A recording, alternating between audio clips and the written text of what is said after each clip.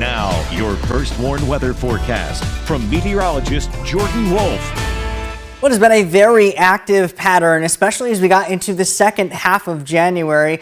Going back to the 11th, we have been under some form of weather alert every single day, almost for more than 2 weeks straight in a row. And that includes now almost 3 straight consecutive dense fog advisories that were issued starting Tuesday night, then once again as we got into Thursday, and now again as we get into Friday and into Friday night, Saturday morning. That fog really spreading across the entire region as we look now. Our SkyTrack camera only showing not a whole lot with some of the fog that has been settling in across our downtown Rockford SkyTrack camera up on the Supply Corps building, and it is brought to us by Window World. The rain that we had earlier did at least temporarily limit the amount of fog that was developing in some areas, but now that most of that rain has moved out of the area, that is leading to either patchy drizzle or the return of that fog, with many visibilities dropping back below a mile in many spots.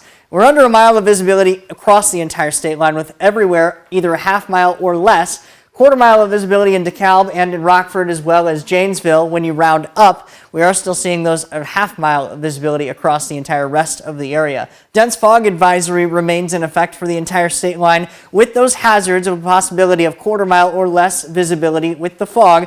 That lasts until 10 a.m. tomorrow morning. And kind of the result of why we're seeing all of this fog and how long it has been is because we still have plenty of that snowpack near the ground. And what's happening just above the surface is we are getting this warmer air that is constantly getting fed in above that colder layer, right above that snowpack. And what's happening is that warmer layer is interacting with the colder surface temperatures. And that's keeping not only our moisture trapped in the area, but is also developing that fog. And that's what we call advection fog, where warmer air advects or moves over a period of colder surface temperatures, which is what is allowing for that fog to develop. And that's what we've seen for the last few days in a row. Still holding on to fog and those milder temperatures, at least compared to average for this time of year, in the 30s across the entire region. Checking in with our weather watcher Greg in McChesney Park, also reporting a temperature in the mid-30s, 35 degrees along with the dew point of 34. Calm winds helping to only allow that fog to develop even more, and a 1/10 of an inch of rainfall from earlier today.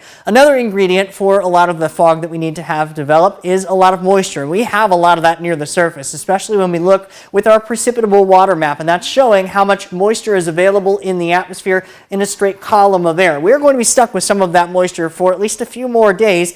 Another weather system will pass well off to our south and our southeast, but once that moves out, we actually see some drier air start to work its way back in.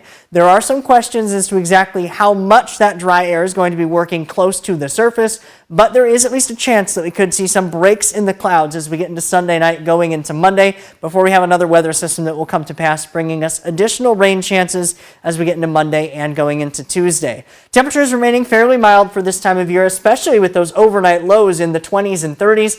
Afternoon highs in the upper 30s for many of us. Dense fog remains in play for early into the day tomorrow, remaining in the 30s with those temperatures, with that next rain chance as we get into Monday and Tuesday. And Eric, warmer temperatures back in the 40s toward the end of the week.